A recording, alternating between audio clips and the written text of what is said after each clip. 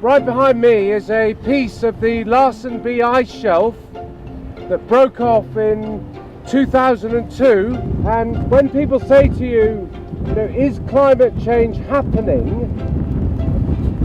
you've actually seen it, because this should not be here, okay? It is sad, but I want you to go away feeling positive that we can do something about this, okay?